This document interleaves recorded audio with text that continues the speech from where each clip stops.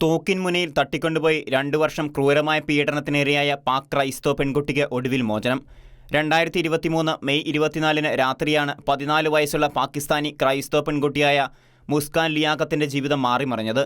ഷെയ്ഖ്പുര ജില്ലയിൽ മുരിദ്കയിലുള്ള വീട്ടിൽ നിന്ന് മുഹമ്മദ് അദ്നാനും പിതാവ് മുഹമ്മദ് ആരിഫും ചേർന്ന് തോക്കിൻമുനയിൽ മുസ്കാൻ ലിയാഖത്തിനെ തട്ടിക്കൊണ്ടുപോവുകയായിരുന്നു.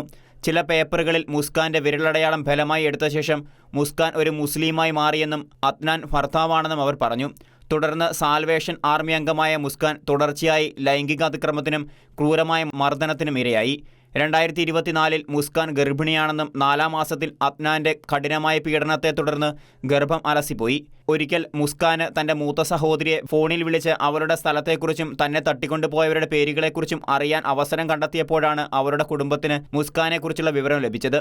ഈ സമയം മുസ്കാനെ മോചിപ്പിക്കണമെന്നാവശ്യപ്പെട്ട് കുടുംബം കോടതിയെ സമീപിച്ചെങ്കിലും അവർക്കെതിരെ മൊഴി നൽകിയാൽ മുസ്കാനെയും കുടുംബാംഗങ്ങളെയും കൊല്ലുമെന്ന് അവർ ഭീഷണിപ്പെടുത്തി.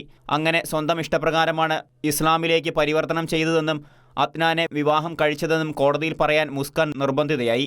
കഴിഞ്ഞ ജൂൺ 3-നാണ് മുസ്കാന്റെ പ്രാർത്ഥനകൾക്ക് ഒടുവിൽ ഉത്തരം ലഭിച്ചത്. അന്ന് ആരുമില്ലാത്ത സമയത്ത് മുസ്കാൻ അവിടെ നിന്ന് രക്ഷപ്പെടുകയായിരുന്നു. വ്യാജ വിവാഹത്തിന്റെ അടിസ്ഥാനത്തിൽ അദ്നാൻ വീണ്ടും തന്റെ മക്കളെ കൊണ്ടുപോകുമോ എന്ന് ഭയന്ന് പിതാവ് ലിയാഖത്ത് മാസിക് ക്രിസ്ത്യൻ സ്ത്രീകളെയും പെൺകുട്ടികളെയും അഭയം നൽകുന്ന ഒരു പാരാലീഗൽ സംഘടനയായ ക്രിസ്ത്യൻ ത്രൂ സ്പിരിറ്റിന്റെ സഹായം തേടിയിരിക്കുകയാണിപ്പോൾ.